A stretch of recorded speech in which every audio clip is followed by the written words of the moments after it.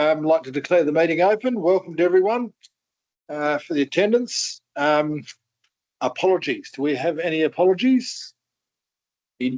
So, yeah, she's an approved leave of absence, I think. Oh, right. Yep. Okay. So we've got Lynn, our Deputy President, Lynn Hamilton, approved leave of absence.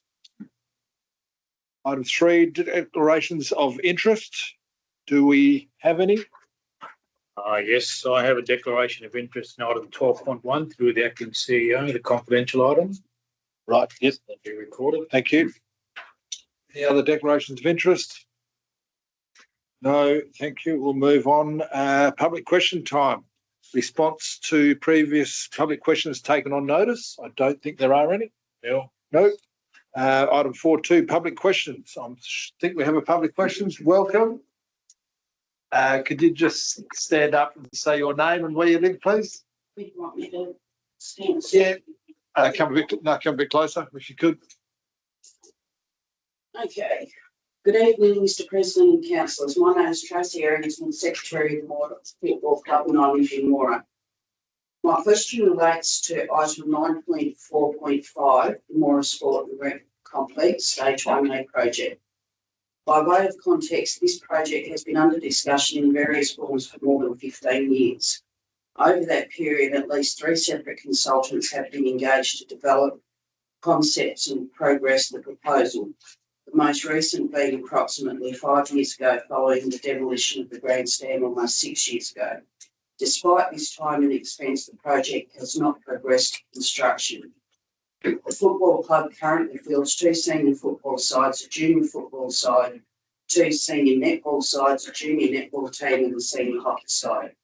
A standard home fixture attracts up to 500 participants and spectators, contributing significantly to community activity and the local economy. The club's primary priority is the provision of suitable and compliant change room facilities.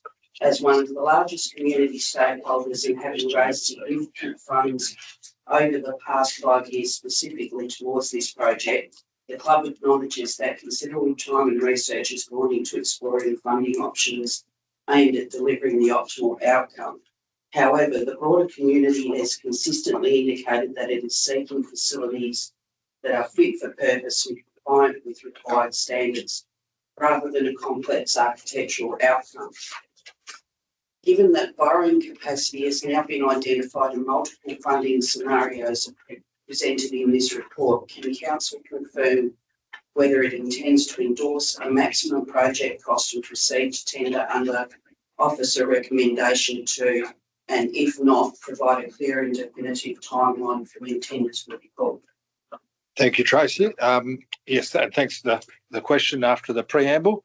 Look, we have had difficulties with the project, as you're probably aware. We're revisiting it.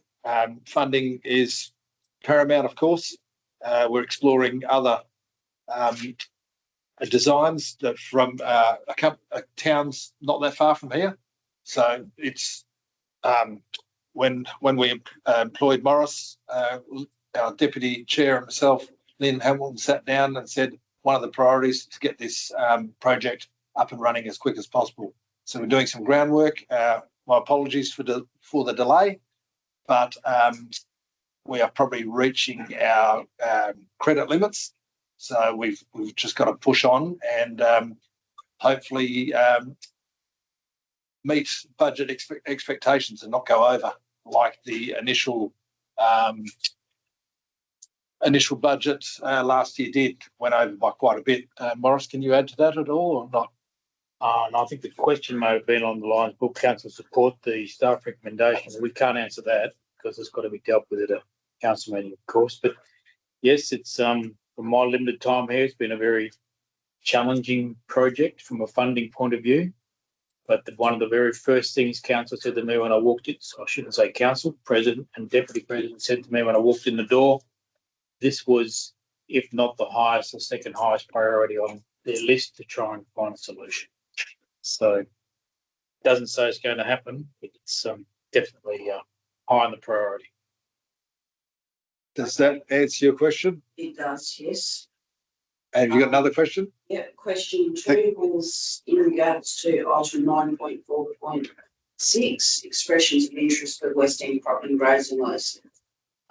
Given that the Moora Football Club has formally expressed its interest in renewing the lease and noting that cropping programs and input planning for the 2026 season are already underway, can council confirm how long expressions of interest will be held open for and what timeframe council anticipates for making a decision on the lease?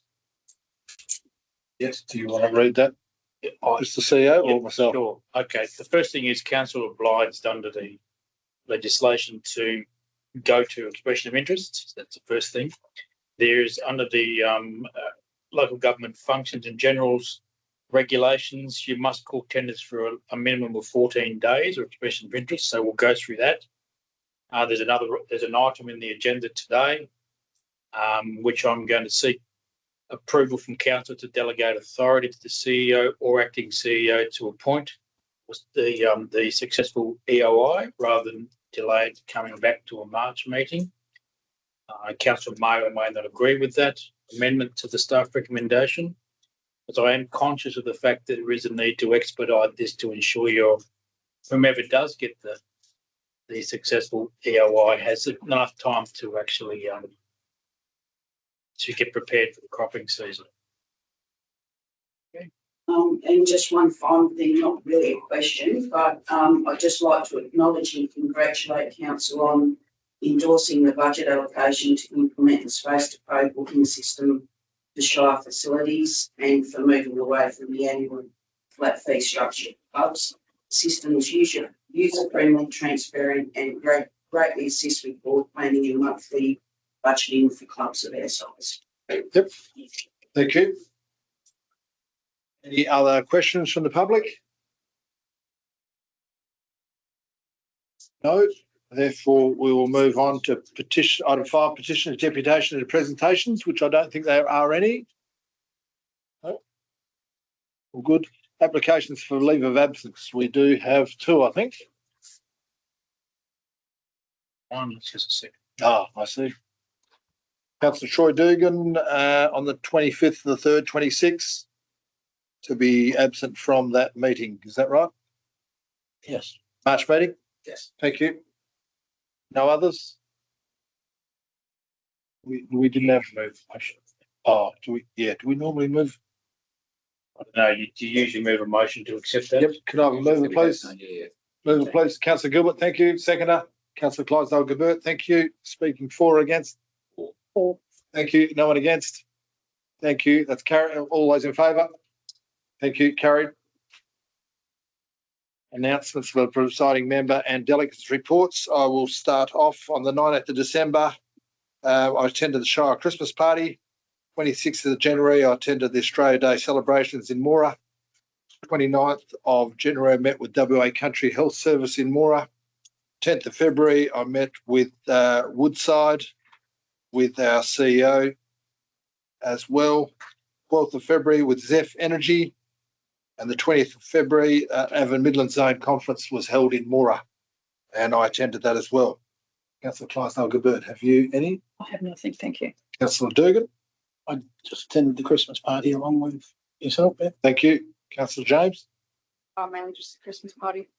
Thank you. Christmas party. Councillor Gilbert? 19th of December, attended the Christmas party. On the 16th of February, attended the Wheatbelt North Regional Road Route Moora subgroup meeting. That's it. Thank you. Councillor Phillips? 3 of Free encumbrances. Thank you. Item 7.2, delegates reports. We don't have any. No. Confirmation of minutes. We've got a few of these. 8.1, ordinary council meeting, 10th of December. Our recommendation is that council confirm the minutes of the ordinary council meeting held on 10th of December 2025 as a true and correct record of the meeting. Is the removal of those minutes, please? Councillor Dugan, thank you. Seconder, Councillor James, thank you. Councillor Dugan, speak for or against? Councillor James? Right. Everyone in favour? Yep. Hands, thank you. Carried. Special council meeting 9th of January 2026, a recommendation that council confirm the minutes of the special meeting of council held on the 9th of January 2026 as a true and correct record of the meeting. Is there a mover for those minutes, please? Councillor Dugan, thank you. Seconder. Councillor Phillips, thank you. Councillor Dugan, speaking for or against? Councillor Phillips, anyone like to speak against? No, that being the case, all those in favour? Thank you. Carried. Item 9.1, reports of officers. Chief Executive Officer, 9.1.1, Walga electoral reform discussion paper. Take the item as read, but the author, our acting CEO, Morris Batalana. Welcome, Morris. Thank you. Have you got anything to add? No, nothing to add to the report, Mr. President, unless you feel like you need to suspend standing orders to have open dialogue on this, or whether you're quite happy to do it with speakers for and against. And would like to suspend standing orders for a discussion? If I don't mind We're doing going to answer the questions. Yes, so suspend. Moved by Councillor Gilbert, suspend standing orders for a discussion. Seconder, please. Thank you, Councillor Clydesdale-Gilbert. All those in favour? Thank you. Councillor Gilbert. Yeah, just regarding that, and I have sent an email regarding the election. I just think it's fraught with danger. I think I'd like to keep the status quo. I'd like to see the status quo kept. We're basically half going every 2 years. I think it's a bit more continuity for the Shire.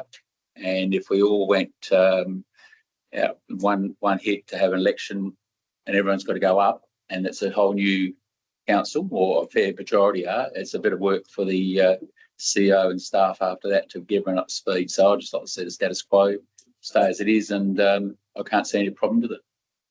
Thank you. The seconder, Councillor Clydesdale-Gilbert. I would like to fully support the speaker motion. Thank you. Anyone else like to speak You for? don't have a motion, you're having a discussion. Oh, discussion. Sorry, for the discussion. Yeah, Sorry. Thank you. Yep. Discussion. Any other discussions? Councillor Dugan. I've actually got the opposing view. I think that doing it once every 4 years saves us considerable cost to the community, only having to run the one election, not running two. Obviously, there'll be maybe a little bit more paperwork, a little bit more on the counting side, but it's going to be a lot less than having to send out all those ballots again, having to have all those staff there doing the initial counts again and stuff like that. And additionally, as far as continuity goes, I believe very much that if us as councils are doing our jobs right, the community will see it and keep those that seats fit on. And if there does need to be new blood, then there needs to be new blood. We shouldn't be forcing the community to keep councillors on board just for the sake of continuity that aren't performing correctly. Thank you. Any other comments or discussions?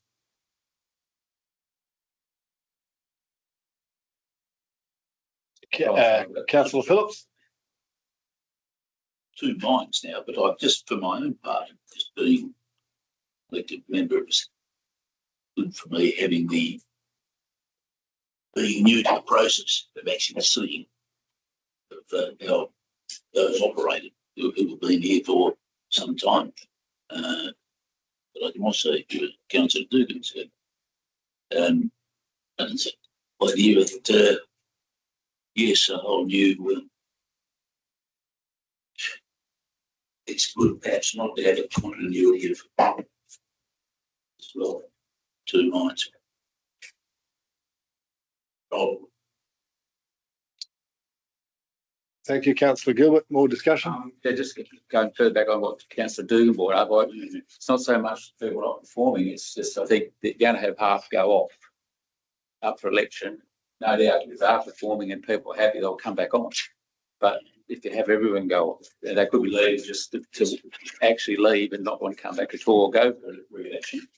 But then you're going to have quite a large amount of new people that have had experience around the table of the council, that you could have this gap for a period of time till everyone gets up to speed. You've got to be trained, like your training and all that, to actually learn the system, how it works, what's the protocol. So I just think it's a bit fraught with causing a bit of disruption amongst the council and making sort of decisions a bit more long-winded and take a while for everyone to get on board. Thank you. Points taken. Any other comments? Councillor Dugan? Just in rebuttal, I do believe that a part of the CEO's duties, why we employ a CEO, is to advise council on procedural things. So the new council coming in would have that guidance immediately from the continuing CEO. And when the government loses confidence in a council, they basically fire the council and have a full spill like they're going through in the Netherlands at the moment. So if it was such a major issue, then surely the government would have kept someone or something like that. But they see that if the government believes that the council as a whole isn't performing, then it should be replaced in a full spill. So why can't the community make that decision if they need to? Councillor Gilbert, would you like to respond? Getting off the track, Councillor Dugan, I don't think that's what we're here to talk about. We're here to talk about the election for councillors and whether we go from every 2 years, have an election to every 4. Not about whether government thinks that you're not doing a good job and going to tip you out. Just think you're going off track about how this is going. This is not what we're meant to be talking about. I'm sure if it is that bad, they will, but I would say this council, I've been here going on 7 years, not anywhere near that. And I think we, got some people with some common sense here that just would like to not ever get to that position. So I don't think that's really a platform here that we're discussing. Would like to respond, Councillor Dugan? Yeah, I do partially support what Councillor Gilbert's saying. That I'm not saying our Shire in particular has that sort of issue, but I believe there should be a possibility, if need be, by any Shire, and as we're discussing a statewide thing as well. It's keeping in mind for all of it. If any Shire is not performing to the standard the community wants, and they do choose to elect somebody that aligns with their interests and their beliefs, then that should be so. Thank you. Any other discussions? Councillor Phillips? The CEO, the ratio of local governments that have the 2-year or 4-year option, is there? Yeah, in attachment 9.1.1, which Wellberg accompanies your agenda, Wellberg put out a report on this, appendix 2. WA, according to that, is the only state that has 2-year cycles. The others all still every 4. Some are a combination of optional, one's optional, most of them compulsory. And they also put out a table there on page on appendix 2, table 2, where in Queensland, New South Wales, Victoria, South Australia and Tasmania, the last 2 years of full spills, the returning elected members were all around 40 to 50%. So you were getting that, but that's not to say you won't get a 0%. That's just what's happened the last 2 elections in those 4 states. Wellberg's position is very clear that they are looking for 2-year cycle and non-compulsory. So Wellberg's got that position. I think it's 98% was the return or something like that. When I talk to my colleagues in these positions, it varies. Some think it's a good idea, some think it's a bad idea. The one thing that I think may be difficult for your elected members and your organisation is you have, what do they call it? The periods when you can't do anything. I can't think of the name of that. Caretaker. Mate. So you're in caretaker mode for 2 years or whatever it is, might be a month or 2. So that sort of doesn't help your operations a great deal. Anyway, I made a conscious decision not to influence the debate, and I feel like I have, so I'll stick back to this. But Councillor Phillips asked you a question, Yeah, so I know. I thought it was relevant and utilising your experience. Thank you for the question. Any other discussion? One more question. Yes. Through the CO, is the WA the only state that has non-compulsory voting for local government? No, that table shows you that WA and South Australia both have optional, where the other 4 states, territories have compulsory, and they're all 4 years still except WA. And they vary from postal to in-person, where WA is both postal or in-person, as Northern Territory, Queensland. So yeah, they vary. I think your minutes are very keen on 4 years. Yes. Yes. But that doesn't mean it's going to happen. Any other discussion? Otherwise, we return to standing orders. Do we? Reintroduce standing Yeah. orders. Do I have a mover for that? Councillor Gilbert, thank you. Seconder, returns Councillor Clydesdale-Gilbert, thank you. Yeah. Speaking for, no one against. All those in favour? Thank you. Return to the officer. We'll go straight to the officer recommendation. The council provide the following responses to West Australian local government's electoral reform discussion paper questions. Question number 1. Does your local government support half spill elections every 2 years or full spill elections every 4 years? A bit of advice from CEO. Do we Treat them one at a time. one at a time? Otherwise, you might. So can I have a mover? Oh, that's right. Sorry. We've got a So basically, question 1 is a yes or a no. yes. So is there a mover for a yes or a no? Isn't it? Is that, sorry? Another question? No, it's not for full. It's not yes or no. Yes, it's, sorry, we'll just get this sorry, right here. I'm Every sorry. 2 years, Sorry. Yes, full quarter half spill spill. elections every 4 years. Apologies. You need to answer this. So we need to answer that. Do, oh, So your answer is you resolve the council supports a 2 year or 4 years. aye, Supporting 8, would you like to? A's the 2 you wanted it. yeah, I was just trying to get it up, sorry. Yes. sorry, the resolution would be council supports whatever you're in 2 year or 4 years. Oh, I see, right. Right. Okay. Yep. So this is a little bit out of the ordinary. It is, yeah. Because I sat on the fence, Mr. President. Yes, that's fine. move it. So who would like to move that we sit every 2 years or every 4 years? Or 2 year, one or the other first? 2 years. Yeah, 2 years. Move for 2 years. Councillor Phillips, the seconder. Second, Councillor Clydesdale-Gilbert. Councillor Phillips, would like to speak for or against the 2 years? For the 2 years. Yes, Councillor Clydesdale-Gilbert. yes, agree. Anyone like to speak against? No, that being the case, we'll all have show of hands for or in favour. Thank you. That's carried unanimously. Going to do question 2. And if you wanted to, you could expand upon why, but you don't have to. You can move straight to question 3. Thank you. What would council like to do? Expand on that or go to council or question number 3? Go to question 3. 3, I'd say. Yeah. Council 3. So question 3 is, if full spill elections every 4 years were introduced, what transitional arrangements? Well, that becomes irrelevant. That becomes a real. Yes, Okay. So we can can 3 and 4. That is confusing. it is. Yes. Question 4. Any other comments? Sorry. Sorry, Councillor Dugan. Point of order in question 3, it's asking for a scenario where it becomes legislation that it's every 4 years. So even if we've made the recommendation for 2, it's asking for our input on what we'd like, Yeah. what considerations we'd like if there was a 4-year decision. Yeah. Thank you, Councillor Dugan. Good point. If it's 4 years. Well, Right. Is there a mover for? what your transitional arrangements would be. Yes. Is there someone want to move an answer there? Is that the right way to do it? Moving an Well, answer? again, it becomes a difficult question because you'll have people that will be finishing in 2 years and some that finish on Yes. that date. So Yes. is there any idea you have for a transitional arrangement? I would basically say no comment for the simple fact that you don't support a 4-year spill. I'll support that. I'll move that. It sounds. Councillor Clydesdale-Gilbert would like to move that. Is there a seconder? Councillor Gilbert? Councillor Clydesdale-Gilbert, like to speak for or against? For. Thank you. Councillor Gilbert? All those, anyone like to speak against? All those in favour?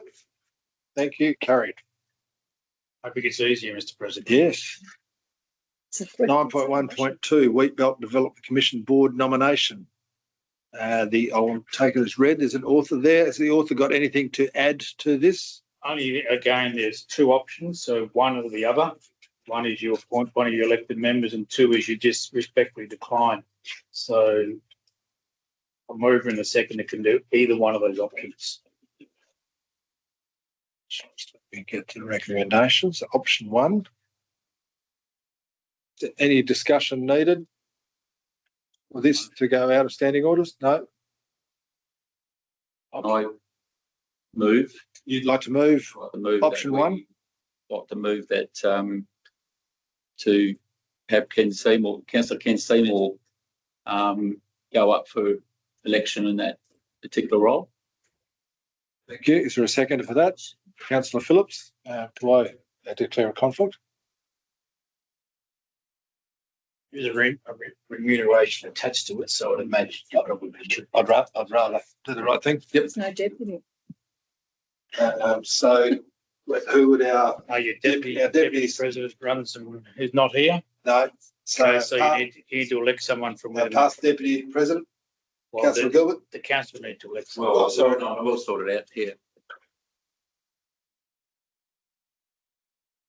On the absence of a presiding member, call for nominations to act as the chair or presiding member for this particular item. Move councillor Gilbert. Seconder, please. Are there any other nominations? Not, except Yep. take over presiding member.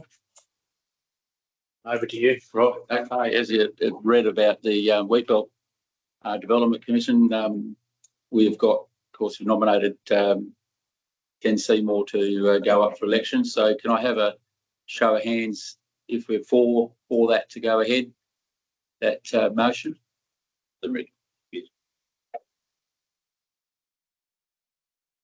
Hands for. So for, against, 1. Okay, well, carry it, it's carried.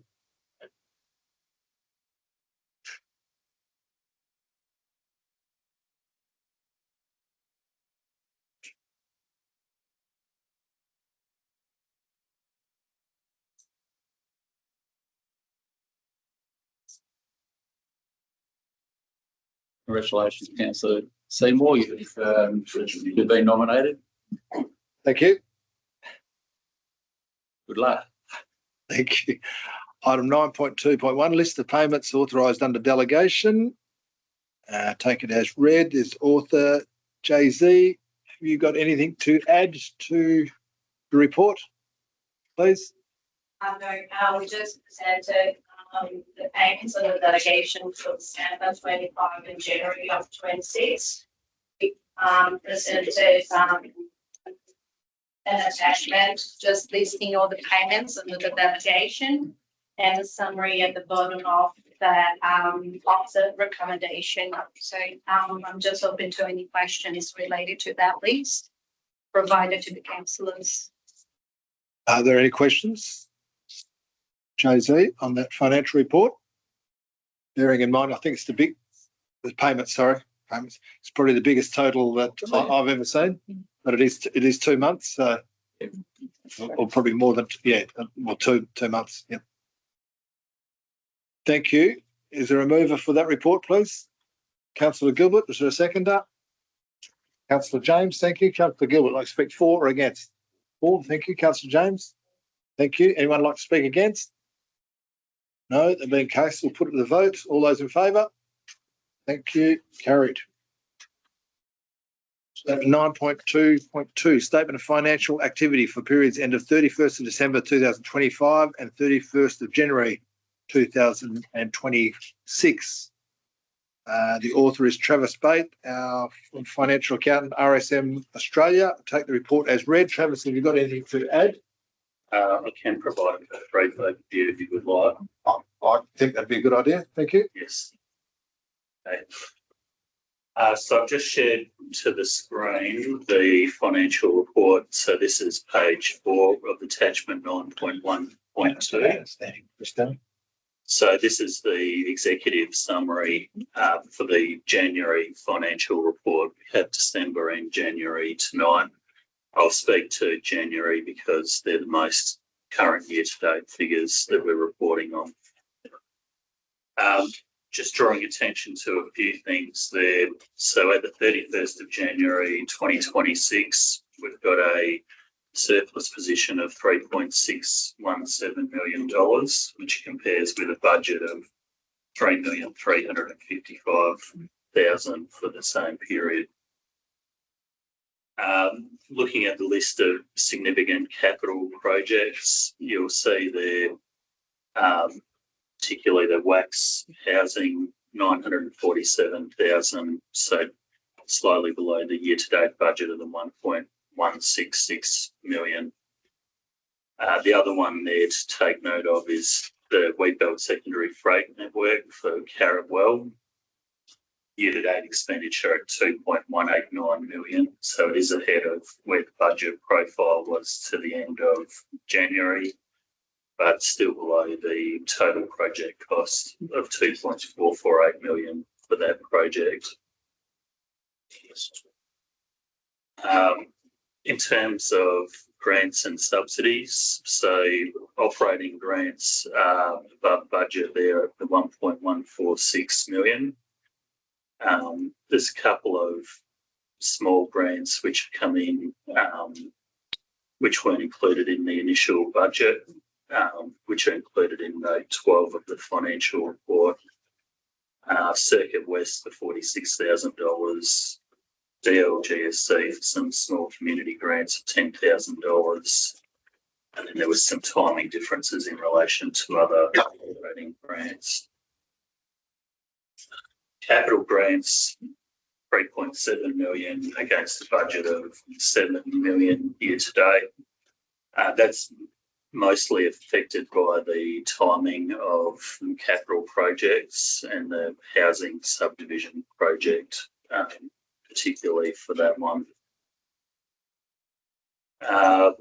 Also, just to note, this bottom section where we've got a summary of the key financial items, this receivables other is sitting at $4.2 million, which is significantly higher than what it was at the same time last year and what it usually would be for the Shire.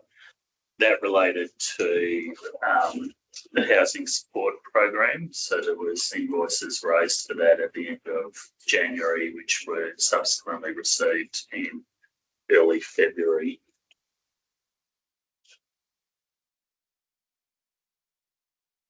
Second page here gives us some graphs with a snapshot of where we're travelling for the year to date. So generally, things overall in terms of operating revenue and operating expenses are close to budget. Operating revenues, fees and charges are 157,000 below budget, and interest earnings 52,000 below budget. The operating grants are 55,000 over, and profit on disposal is $26,000 over. Operating expenses are actually 424,000 below budget, primarily due to employee costs, which are 251,000 below budget. Materials and contracts are 260,000 below. Other expenditure is $90,000 above budget. Looking at the ratios here, so the current ratio remains above the benchmark there of 1 at the end of January.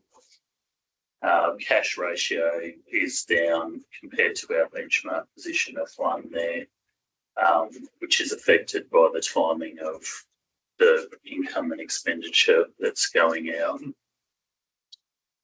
And then I've just jumped through to note 2, which provides the material explanations of material variances.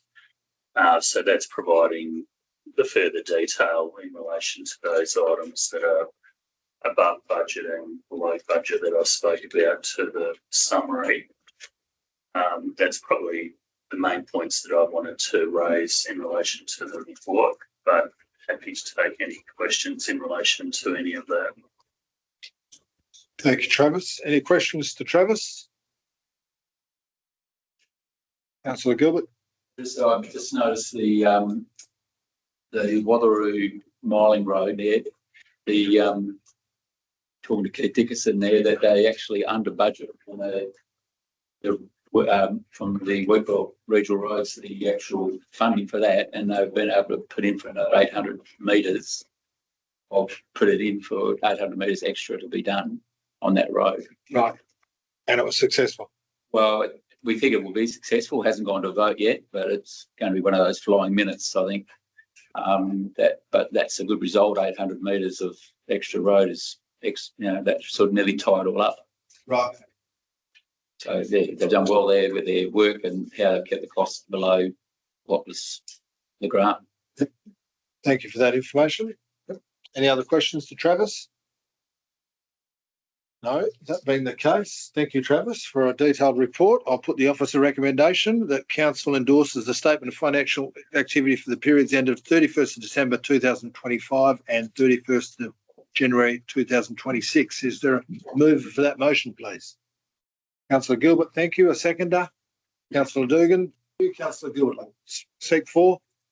For? Anyone like to speak against? No, we'll put it to the vote. All those in favour? Thank you. Carried. Item 9.3 Governance and Corporate Services. 9.3.1 Adoption of the 2024-25 Annual Report. Author is, we'll take the report as read. Author is Bob Hoogland. Bob, have you got anything to add, please? No. The audited financials went to the audit committee and all the council were part of the audit committee, so there's no surprises there. The other detail, mainly legislated requirements, are included in the annual report, but happy to take any questions. The other significant item is council will need to identify a date for our electors meeting, and it has to be before our April meeting. We have that in impact just because of the potential for people, number of electors who may choose to come along to that meeting. So, now happy to take any questions councillors might have had from that report. Any questions to Bob Hoogland? No, that being the case, thank you. We've got an officer recommendation now. There's two parts to that. Do I do them separately? You can do. Yeah. Yep. So we'll go item 1 first. Adopt the 2024-25 annual report with the inclusion of the Shire President's report, the Chief Executive Officer's report, financial report for the period end of 30th June 2025, and the independent audit report for the period end of 30th June 2025. A mover for that, please, first. Councillor Dugan, thank you. A seconder. Councillor Phillips. Councillor Dugan, speak for or against? Councillor for. We'll put it to vote. All those in favour? Thank you. And the second one, conduct the annual electors meeting at the Moora Performing Arts Centre, commencing at, we need to find a date. Time and date. I'll just ask our CEO and others. By the end of April, is that right? It's got to be by the end of April. Is that right? It's got to be before the, it's got to be 56 days, which is effectively the April ordinary council meeting. So right. Before that. 22nd, is it? Who's got a calendar we're looking at? Yeah, what do you want? Would it be the Tuesday night before our council meeting? And bearing in mind any school holidays or long weekends. We don't always get this right, so extra couple of minutes to April of March. So that's May Oh, it's 23rd, Easter. so When's 22nd, is Easter? it? Easter's on the first week of April. No, sorry, 22nd. Wednesday. Oh, Good Friday's the 3rd. Yeah, okay. First of the Tuesday. On the Tuesday before the meeting. Tuesday, yes. I won't be here. So we know when Easter is. Early April. First week in April. April and back. It's just but then you got, of course, Anzac Day's the 25th, so it should work right. So there's no long weekend. Yeah, exactly. Anzac Day there will be. Yes, it's after. So we had it on the Tuesday night, the 21st. Does that work better than a Monday night? Yes. Yeah, probably. Yes. Is there a mover for the 21st of April And the time. and a time? 6:37. 6:37 or 6:38? I don't know. It's 6:30. getting a bit cool. 6:30. Councillor Gilbert's moved the 21st of April at 6:30 p.m. Just checking. 6:37, I said. Is there a seconder for that date? Councillor Dugan, thank you. Councillor Gilbert, I speak for or against? Councillor Dugan, Thank you. We'll put that to the vote. All those in favour? Thank you. Carried. 21st of April, 6:30 p.m. Item 9. That'll be advertised in accordance with legislation. Thank you. Item 9.4.1, budget variation, Kalinga Park upgrades. We have Amy Watts. Welcome, Amy. Take the item as read. Amy, have you got anything to add to the item? No. Any questions from the councillors?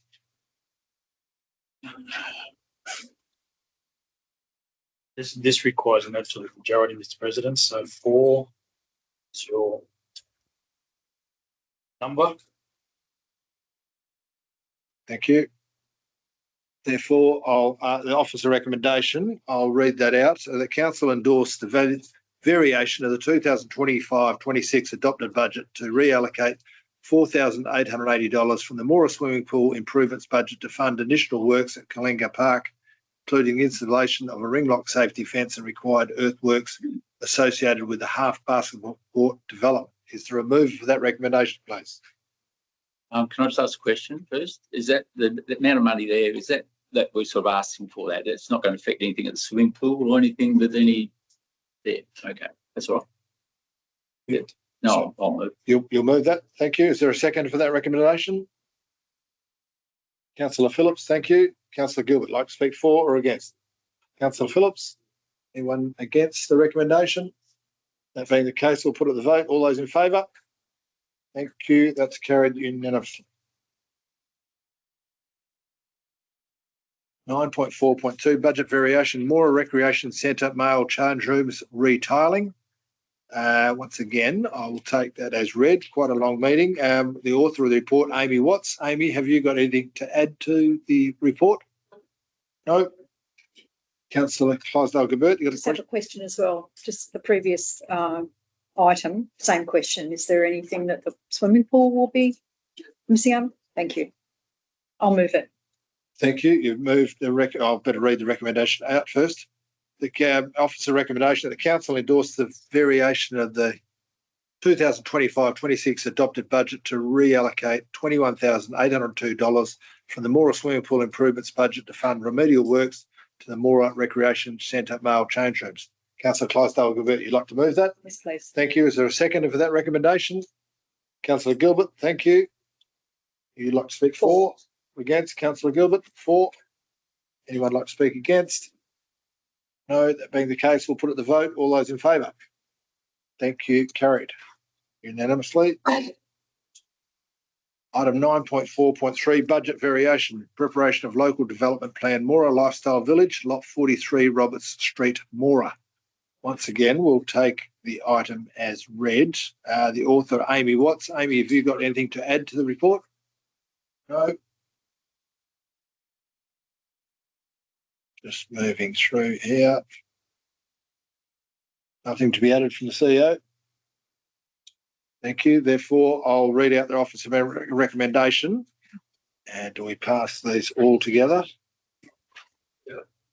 Thank you. That council, 1, notes the need to prepare a local development plan for lot 43, number 16, Roberts Street, Moora Lifestyle Village. Number 2, endorses the variation of the 2025-26 adopted budget to allocate up to $5,000, excluding GST, for preparation of a local development plan. And 3, approves the reallocation of funds from LMLV3, Moora Lifestyle Village Maintenance, to fund this work. Is there a move for that recommendation, please? Councillor Gilbert, thank you. Is there a seconder? Councillor Dugan, thank you. Councillor Gilbert, speak for or against? Councillor Dugan, for. Anyone like to speak against? No, that being the case, we'll put it to the vote. All those in favour? Thank you. Carried.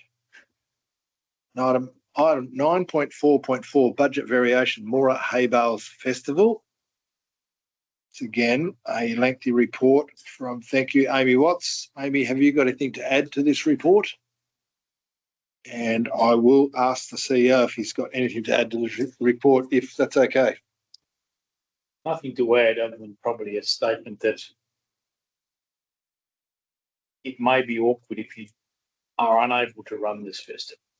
Thought from a future request for artists to come to the Moora and for future grant applications, but I'll leave it at that, Mr. President. Thank you. Are there any questions, Councillor Gilbert? So it looks like Lottery West have sort of fallen short of what they were probably talking about originally, which is a bit disappointing, which they've got a bit of a record of that. But it'll be sad not to back this in. Really, it was very, very well supported last year. And I think it just helps put more on the map a little bit on regards to something like this, and especially some of the people that will be there performing. Thank you. Amy, have you got anything to add about the funding? So Lottery West were the only grant that we did get. It was the 4 other grants that we were hopeful for that didn't come through. Right. Which is disappointing. Sorry, Mr. President, again, I should have also added that the movement of the budget has been recommended as a nil effect on your overall municipal budget. So you're not finding new money and you're moving money within an existing program area. So it's community services area that's been moved around. You're not taking it from another area to community services. It's all within that same program / sub-program. Thank you. Well explained to the CEO. Councillor Dugan.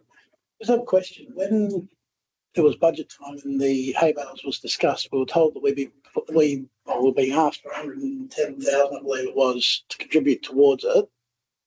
We were also told that the ticket sales and vendor fees and stuff like that would be coming back to the Shire to go or reduce that amount, I guess, as a total figure. Is that now not the case? Because looking in the workings there, it looks like there's $30,000 allocated from ticket sales, which originally we were told would be coming back out of that 110 that we put in. So there'd be a big variation than we were initially told at the budget meeting. Wasn't privy to the discussion at the budget meeting, but from what I've seen, there was the ticket sales were part of your income to cover your expenditures. So I might throw that too. Yeah, so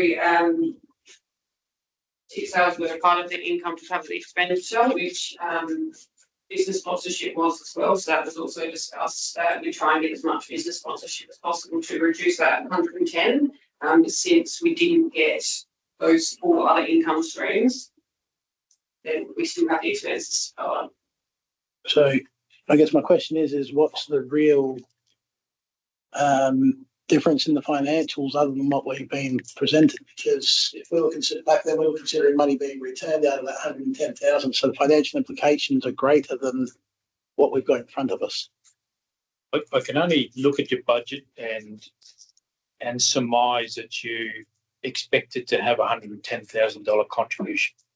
I did not see any revenue come back on the other side of that. So from what I've read in your budget, your municipal fund expenditure was 110,000, but there was no revenue to compensate that 110,000. So that's how your budget's been drafted and adopted. I wasn't privy to your debate, of course, unless again Amy or whoever else was involved, Jesse, may want to expand upon that. Look, I'm flying blind on what was discussed. I wasn't at the budget meeting. Manager of Finance. Yeah, the budget was adopted with a contribution from the Shire of under $10,000. We have that under the minutes, but also have the. Does that answer your question, Councillor Dugan? Well, not exactly, because we agreed on the 110,000, but when we had it explained, that was to cover the initial expenses and stuff like that. But when revenue was received, my understanding was that because the Shire had taken over the running of it, the revenue received, which we hadn't allowed for ticket sales and stuff like that in the original hay bales budget, that money be coming back. And we even discussed about how that money can be put back into the fund for future hay bales concerts, so it's not a drain on the community having to pay now near on $200,000 for a single concert that generates. Sorry, I can go back to figures, but significantly less for the local community in expenditure around the town. That's Yes.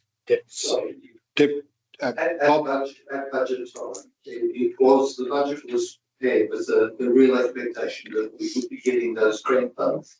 And it was a reasonable expectation at the time. It just didn't happen. So that's why we are where we are now, because at that time it was expected that ticket sales would reduce the amount of council contribution, and that is exactly what would have happened, except we did not get the grant funds that we budgeted for. So that's where we are now.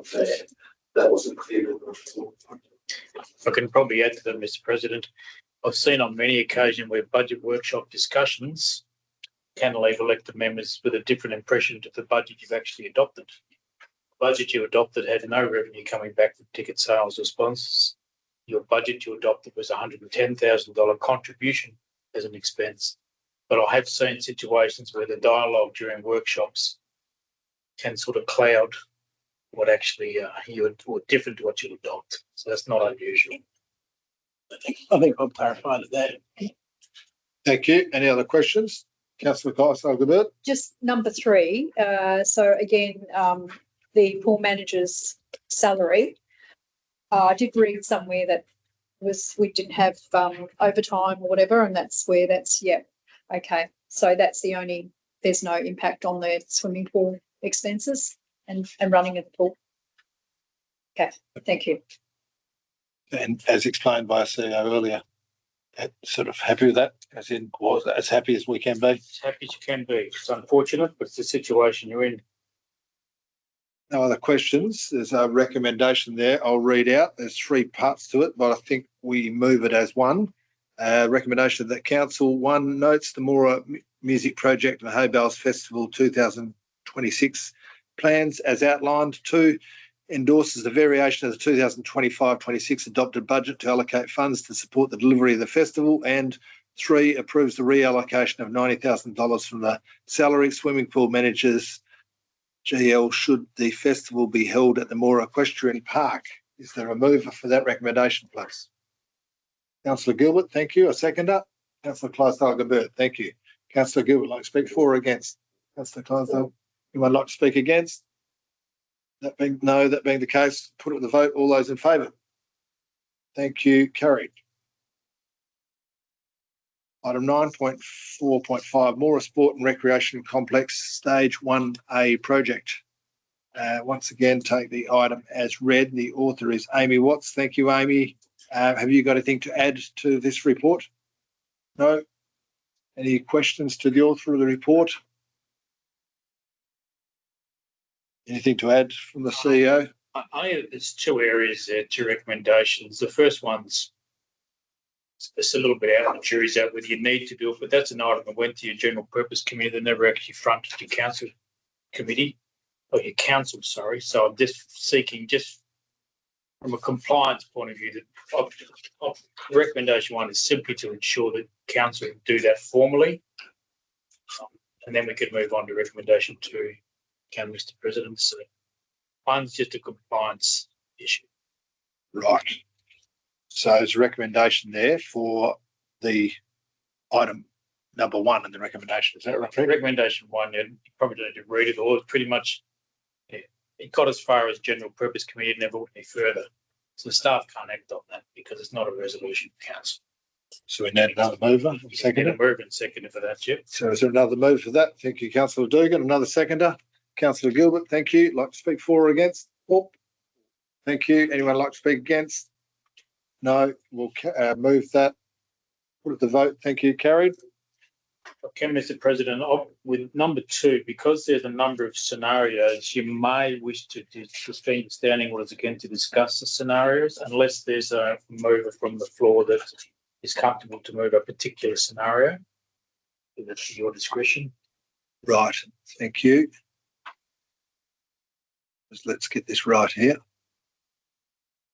Because there are some gaps in that recommendation that need to be filled in based on what scenario you choose. Yes. So item 2, I'll read it out, involve the relevant community clubs, organisations within investigating and developing alternative design specifications. Oh, sorry, talking about officer and recommendation. Sorry, officer recommendation 2. Yep, sorry, I did get lost there. Do you want to move to suspend or not? But Councillor Gilbert would like to move that we suspend standing orders. Is there a seconder, please? Councillor Clydesdale, thank you. All those in favour? Thank you. Councillor Gilbert.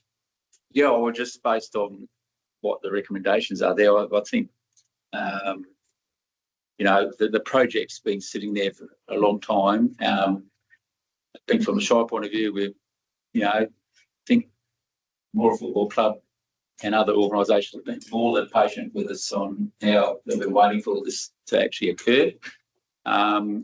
Just not sure where there was some sport and rec funding that's sitting there. I don't know where that rode off to, but that's still sitting there in the side, but they're getting a little bit. So we're impatient about what are we doing. So I think this is where we've got to act, because otherwise that'll disappear and then we'll have a bigger hole.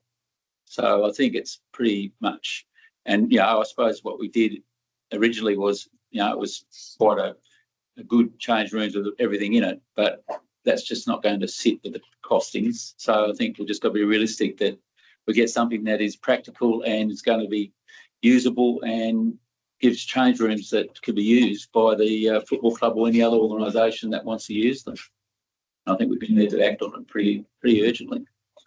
Thank you, Councillor Gilbert. Any other questions, comments? Councillor Durgan. With the tendering process, my understanding is a big part of the issues with the costs on the last basis, we're going for very specific items to be used within the facility, very specific designs and stuff like that, which was quite constricting. Street tailgate, footy and cricket and all that, they all put what they wanted in there to be part of to have regional football or state football, you had to have a certain level. So it was sort of aiming for that, to have that in place so they could use it. If we drop down now to the next level of practical change rooms, without a lot of that stuff, you're probably not going to be in a position to get those particular games. You're only going to get regional football, which is all sport. So that's, to get change rooms, that's what we might have to do. I mean, not do the top range where you can get high level sport to play there, because that's what they need. That's part of their liability, their protocol, their template. And but that's what we went for originally, because that's what we had suggested to us. Yeah. Sorry. What my suggestion was going to be was that we remove some of those requirements they must meet and allow them to sort of and put in the minimum requirements we do need met, or perhaps even two different options that they could provide, one meeting those specific standards and one that, as Councillor Gilbert was saying, the practical standards, so we can make an informed decision as to both options at the time. And because I believe in the last tender there was some things, some issues like lighting had to be a specific brand, specific style, and that particular brand was significantly more expensive than an alternate brand of the same warranties, conditions, and the exact same style and stuff like that. But put costs out as well. If we remove those sorts of restrictions, it might be a lot easier. Yep. I agree with that. A question to CEO: by going out to tender, are we opening ourselves up to just always going over budget? Do we go to builders with a set price? The latter. So you're cutting your coat to suit your cloth rather than the other way around. So the idea is we will have a finite figure, and we will need to comply with the AFL standards, their facilities. And there are facilities you need to stand from a number of points of view, So the intention is not just to go out for specifications again and get this massive tender that comes back in and you've just done the full loop. The idea is to go out with a finite figure and see what you can get for that finite figure. And I think you're looking at what others have done. Mind you, they were pre-COVID. We're talking about what Court has done, example. You may be surprised that you'll get a very good facility for the dollars you're asking for. And the intention is for them to come back with the design drawings, the detailed drawings, especially not you do it. But you'll burn copious amounts of money getting some designs, go to tender on that, like I think you've done in the past. Let's do that. So they're saying, you give us a design, you tell us what the bill will be, and you will build in a contingency. So I've never seen a building project that's come in within budget to actually build this facility. So that's the way I think we're going to skin this cat. Thank you. Thanks for the So clarification. then you really need to get back to what scenario you think is best. And if I can refer you back to scenario 1 through to Standing motion, do we have to get off that or we still on? if you're still having discussion, you can, Okay. because that will determine how much you'll get from the CSRFF, because they'll only fund 1/3 the total project cost. Currently, they're offering 1.1 mil, I think it is. Yep. Now that was if you're doing a $3.3 million project. If you pair that back to hypothetically scenario 1, advocating that in any way whatsoever, their contribution will drop back to 1/3 of 2.5 million. And then your loan liability will fluctuate subject to what scenario you choose. And also bearing in mind, before you add standing orders, the analysis we did on your borrowing capability, Jesse and I, an independent person did this, was around 1.5 is all you can loan. And that'll maximise your borrowing capacity as a Shire until loans start dropping off, of course. Yeah. Okay, thank you, Mr. President. Sorry for labouring. No, thank you for valuable information. A question to Amy: what have you learnt from Corda, the way they built that? Did they get local contractors to do the infill of the building?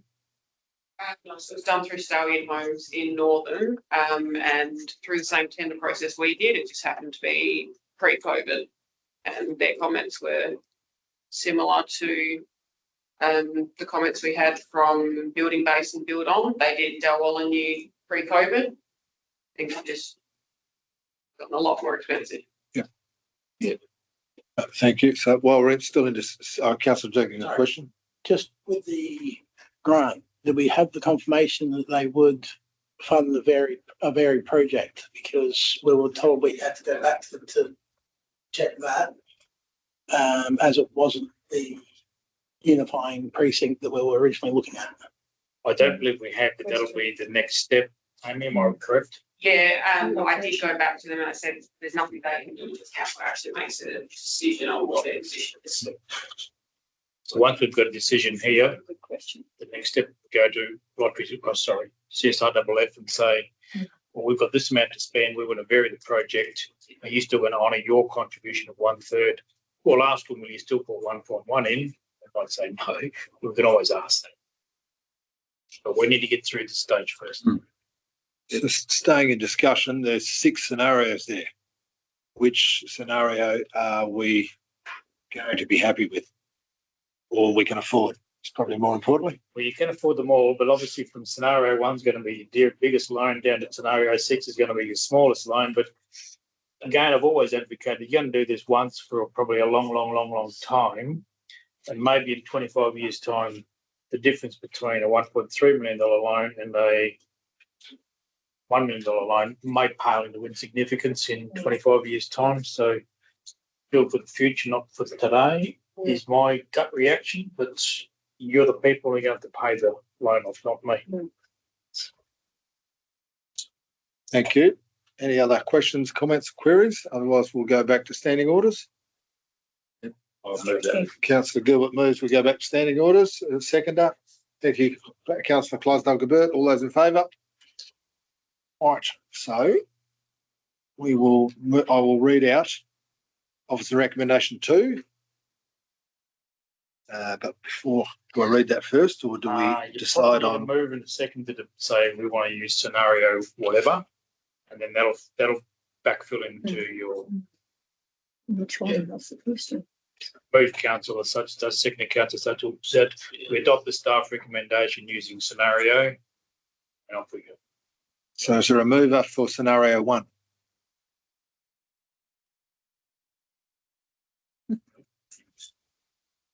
Trying to read them all quickly. Oh, we've got a bit of time. Yeah, right.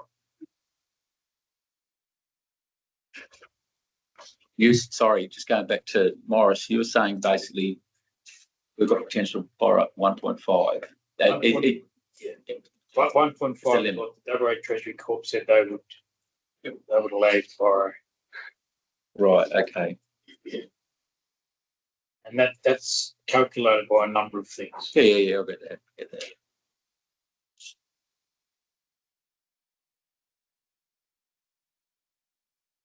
So I'll give everyone a little bit more time to read through the scenarios. So there are 6.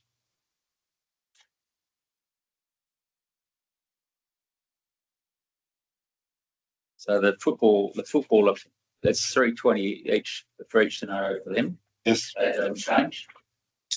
We haven't moved the football club or the cricket club. Yeah. Oh, cricket. Yeah. So they stay the same. It's So just the football club or cricket club or Cricket Australia can bring more, and that'll bring your line down, of course.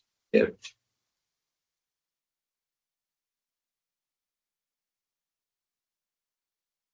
We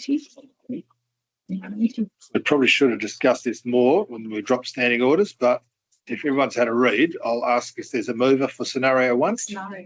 Councillor Gilbert has moved for scenario 1. Is there a seconder for scenario 1? If you could, let's go there. Do we go to scenario 2? You want to? There's no seconder for scenario 1. I can't go ahead. That motion lapses. No. So I'll ask for a move of scenario 2. Councillor Gilbert. Thank you. And seconder, Councillor Dugan. Councillor Gilbert, you'd like to speak for? For, yeah. Councillor Dugan, for. Anyone like to speak against? No, that being the case, all those in favour? Thank you. Carried. Yes, unanimously. So we'll backfill that resolution with those figures, and that'll form part of your minutes, Mr. President. So do I have to read the office of recommendation out, Mr. CEO? Unless you want the people in the. Can they see the screen, the people on the video? That's right. Yes, if you wish. No, I think we should probably. Just got to backfill I'll those. just go. It's on screen share. Scenario 2. Less expensive one. Total cost. What's it, 2 point? Right, 2.4. Yeah. That'll be 2.4 million. Yeah. So I'll read the recommendation 2 that council, number 1, endorse the maximum project cost of scenario 2, which is $2.4 million, as stated in scenario 2 for the Moora Sport Recreation Precinct redevelopment stage 1A, change rooms, public toilet facilities, subject to the following contributions. A, from the Moora Football Club, $360,000. B, from Cricket Australia, $40,000. C, from the CSRF grant, which is $800,000. $800,000. And D, the Shire of Moora, 1.16. Sorry, my mistake. $1.24 million loan. $1.24 million loan, and that council endorses the calling of tenders for the Moora Sport and Recreation Precinct redevelopment stage 1A, change rooms and public toilet facility, and 3, notes that the tender documentation will be based on the endorsed maximum project cost as agreed above, and requires that the design specifications meet at a minimum the regional level standards outlined in the AFL Preferred Community Facility Guidelines 2024. A mouthful. Is there a mover for that recommendation? We have a mover and seconder. We have a mover and seconder, and we've already voted. We were just confirming it, yes. Confirming it to get it right, and it's on record now. Thank you, ladies and gentlemen. Item 9.4.6, expressions of interest, West End cropping grazing lease. Once again, I'll take the report as read. Author is Amy Watts. Thank you for your work, Amy. Have you got anything to add? Mr. President, can I seek your indulgence for a variation to dot point 1, and I'll get Hiker to type this in for me in the recommendation. Certainly. At the end of dot point 1, no pressure, where it reads just before end, can you include, write that down here somewhere, and delegate authority to the CEO/ACEO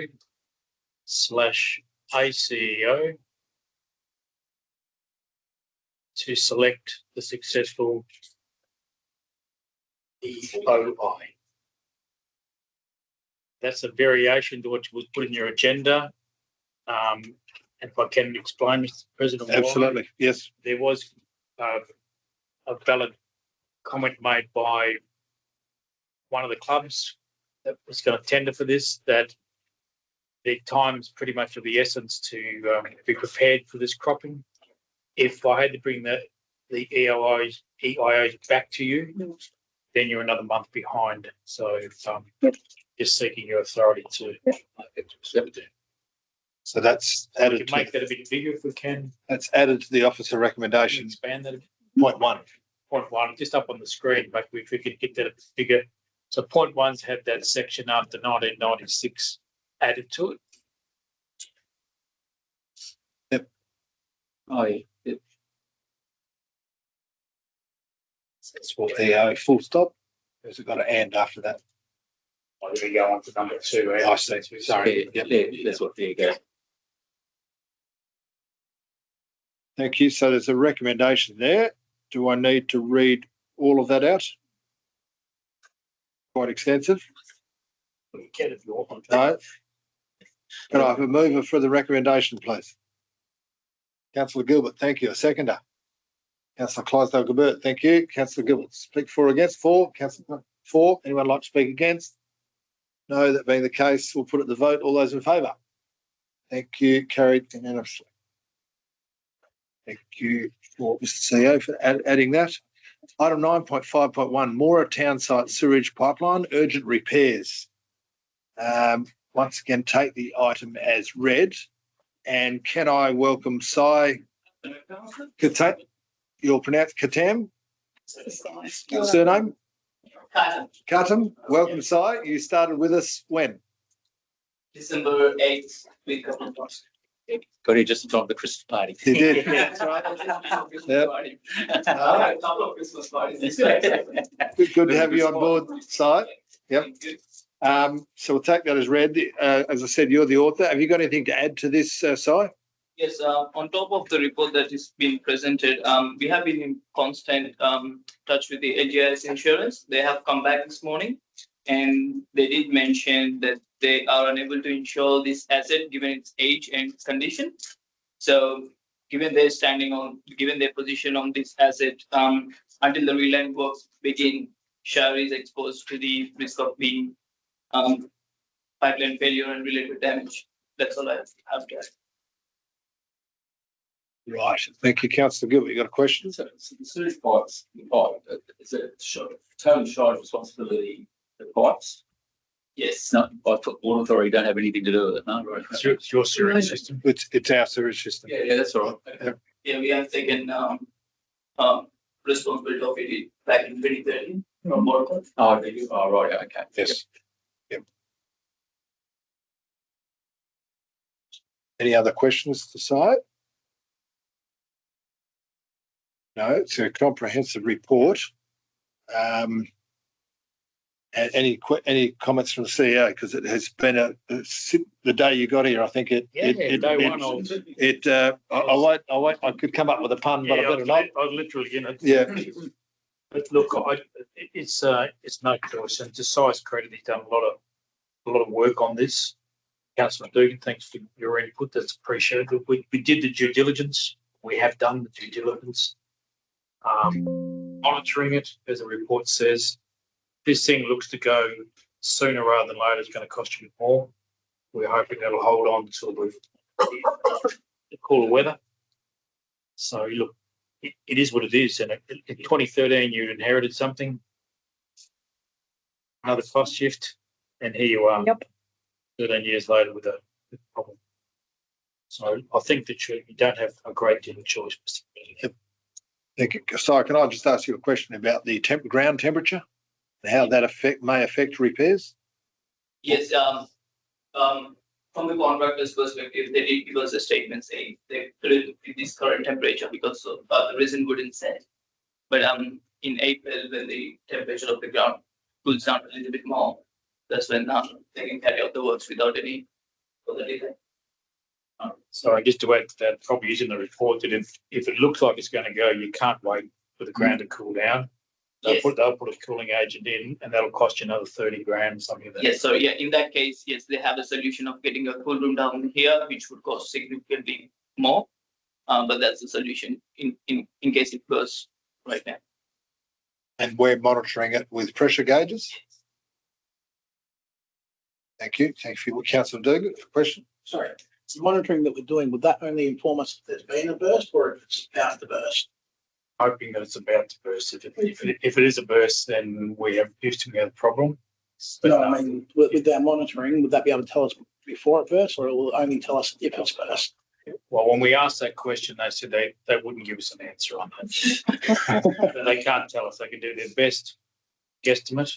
Now we can go out and outlay the extra. I think it's about $30,000 to cool the ground down, or we can run and hope our monitoring processes are sound enough to keep us. And our monitoring process is checking it every day in the mornings, afternoons, and nights before, sorry, in the evenings before the employees knock off. So if I could, so a question, so I presume a burst is sort of a little bit catastrophic, whereas a small split will relieve the pressure and you'll be able to pick that up and you'll think, right, we have to do this tomorrow. Yeah, and we had an incident a couple of weeks ago, but that was nothing major. It was a crack which we were able to rectify within a short period of time. But in that instances, it wouldn't cause any significant damage if it is just a crack, but unless it fades underneath the railway line. But yeah. Councillor Durgan? Sorry, was that crack on the pipe that we're discussing, or was that on so that was on that same pipe, the pressurised one? Yeah, but it was not under the railway line. It was more closer towards the pressure main, which wasn't a problem to rectify. And that has been since we've had the report done. Yes. If we were to go with the cooling option and get the line done earlier, how soon could they do it? I would imagine at least another 3 weeks. The only reason is they have to fly the equipment because they don't store the equipment here in Australia. They have to fly from overseas. And yeah, and we haven't given them any version or confirmation on this project yet. So if we could get a resolution on this one, the next step would be for me to go with the confirmation, and the process starts. So it would still be another 3 weeks. It's like, if I can, Mr. President, it's like everything. If you run through your risk analysis and based on the information we have and the monitoring process we have in place, deny this in every court in the land, of course, but our feeling is we will get this through till April. But it might burst as we're speaking. now Murphy's Law's going to say it's going to go in the next few weeks. It's not an enviable situation for the Shire to be in. Again, you've inherited, taken over an asset that's probably near the end of its life anyway. Well, most assets are bought authority. Yeah. So it's a cost. That's fine. So look, we live in hope, I suppose. But the other option is we go out and do it now. It might take us 3 weeks to get the gear in.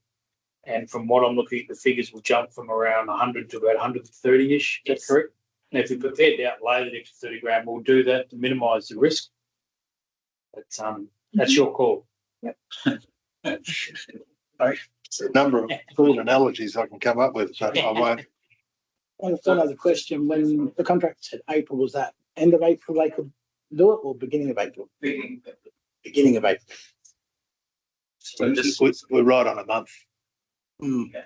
So basically, if it does go, what's the big implication? As in, I sort of know what the implication is. Installed. Basically, the whole bloody town's out, or is it half the town? Or? No, it's just on the east side of the town, east side of the railway line. And this pipe is the only sewage pipe that carries effluent from the east side of the town to the west side. But the worst case scenario, I can assure you, the worst case scenario, we will get the pump trucks there, start pumping it out. But yeah, whoever's living on the east side, you wouldn't have a problem.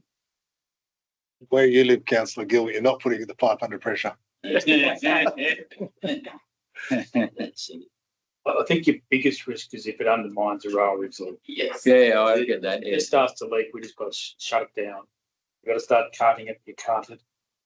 Because you're not insured. We found that out today. We will not cover you because it's age infrastructure. Wear and tear, and you should have had a contingency plan and etc. So, we're happy to go off and do it now and spend the extra money if you feel nervous about it. Or we can play it by ear, shut it down. If we're 3 weeks to get the gear in, we've got to mobilise this pretty soon anyway. It's a time we want to. It's here, of course. So in effect, we're talking about 1 week, aren't we? Because we're a week away from April. Sorry, we're a month away from April. 3 weeks to mobilise. Yeah, it is. We could have run with item 1, which is the President's emergency ability, but pushed it out to this meeting because I think it's important you all get a say in it. But after today's meeting, so I will be, with my direction, be contacting these people saying we want to go as soon as possible. Yeah. If they do ground temperature monitoring to say we could run earlier, we'll do it earlier. But they're saying we want the ground to cool down. This resin, otherwise the resin won't take. So, yeah, it's a bit of a anomaly. I was going to say suck and see exercise. No. So the recommendation is it's either one or the other. Is that right? Oh, look, the recommendation is we transfer the funds and we're endorsing your resolution or your authority to proceed. That's a catch. That's a catch-all because we had to have that sitting there, Mr. President, in case we didn't get it to this meeting. Right. Yes. Well, we've got to this meeting now. We'll endorse it, and then we'll transfer the funds, and hopefully staff will keep it monitored and we'll repair it made as soon as we can. Yep. So am I looking for a mover of item 1 or 2 or both? 1 and 2. So is there a mover for the recommendation for? And I will read it out. The Council 1 endorse the President's decision to undertake emergency works in the Moora town site sewage pipeline in accordance with Section 6.81C of the Local Government Act 95 if required, and 2, endorse transfer of funds from the Sewerage Reserve Fund to reimburse the municipal fund for the expenditure incurred to repair the pipeline. Councillor Gilbert, you happy to move? Absolutely. Seconder, Councillor Phillips. Councillor Gilbert, like to speak for or against? For, and I think it's fairly urgent. Thank you. Okay, anyone like to speak against? No, that being the case, put it to the vote. All those in favour? Thank you. Carried. We got away without a pun. No template. No template. Item 9.5.2, Carnaby Cockatoo Sculpture Project. I'll take the item read once again, and the author is Si. Thank you, Si. Good report. Have you got anything to add to the report? No. Any questions to Si about the report? Anything to add from the CEO? No, nothing, Mr. President. Right.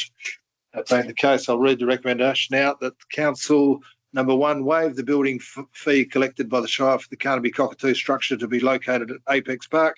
2, refund the Kirkhoff Carnaby Group the building the Construction Industry Training Fund levy for the Carnaby Cockatoo structure to be located at Apex Park. And 3, confirm in writing to the Kirkhoff Carnaby Group the Shire will assume full responsibility of the Carnaby Cockatoo structure for ongoing maintenance, repair and insurance once the structure has been formally handed over to the Shire by the builder upon satisfactory completion of installation.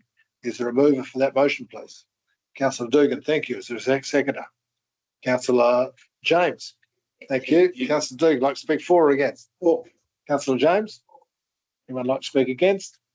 No, that being the case, we'll put it to the vote. All those in favour? Thank you. Carried. Thank you, Si. Good to have you on board. Bad medium. 10.1. Item 10.1, 2024 Financial Management System Review. A good report. Thank you. The author is Naria. Welcome, Naria. You started with us 1st of December. 1st of December. So yeah, your second meeting or third. Welcome. It's good to have you on board. Anything to add? Okay. No. Any questions to Naria? And I presume I'm saying your name the right. Thanks. I've been working on it. Anything to add from the CEO? No.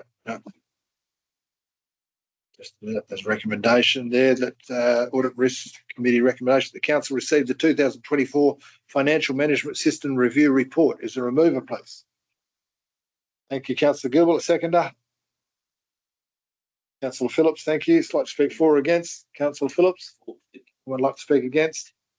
No, that being the case, all those in favour, thank you, carried.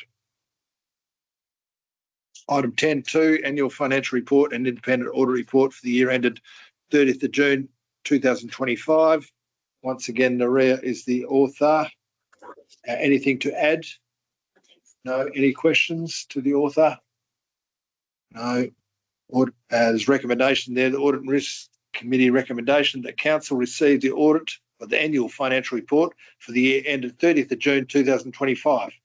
Is there a mover for that, please? All right. Thank you, Councillor Gilbert. A seconder?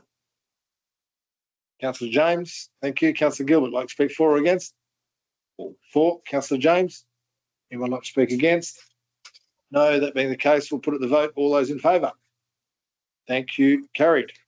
Item 11, new business of an urgent nature introduced by decision of council. Don't think there is. No. I noticed of them, no. Notice of them? No. Item 12, matters for which the meeting may be closed, which there is one. So do I get a mover? I can move to close the meeting and then I will vacate. Yep. No, move it. Oh, thank you. Sorry, you beat me to it. Move it to close the meeting. Thank you, Councillor Clydesdale-Gilbert. Seconder, obviously speaking for and for. All those in favour? Thank you. We'll move the meeting to be closed. Just council and council only. Council and council. Recommend. Thank you, everyone. We reconvene the meeting at 7:10, Naria. Just thought and we did speak for, just in case you want to know, what did I say, 7:10? Oh. 7 till 7:10, 6:59 to 7:10. 11 minutes. 11 minutes. So, Did you get a motion to second? we did. Yes, that's Councillor Gilbert and Councillor Dugan. And all carried by 6, yep. So offer the recommendation that council extend the appointment of Mr. Morris Battlana as acting chief executive officer, the Shire of Moora until 31st of March 2026 under the following conditions. Number 1, Mr. Battlana will perform the role remotely. 2, the Shire President to negotiate settled terms and conditions of appointment extension, including remuneration with Mr. Battlana. 3, with a clear understanding Mr. Battlana's finish date could be earlier if Mr. Gavin Robbins is available to return to the Chief Executive Officer's position at any time prior to 31st of March 2026. Is there a move for that, please? Councillor Dugan, thank you. A seconder, Councillor Gilbert, thank you. Speak for or against? For. Anyone speak against? You'll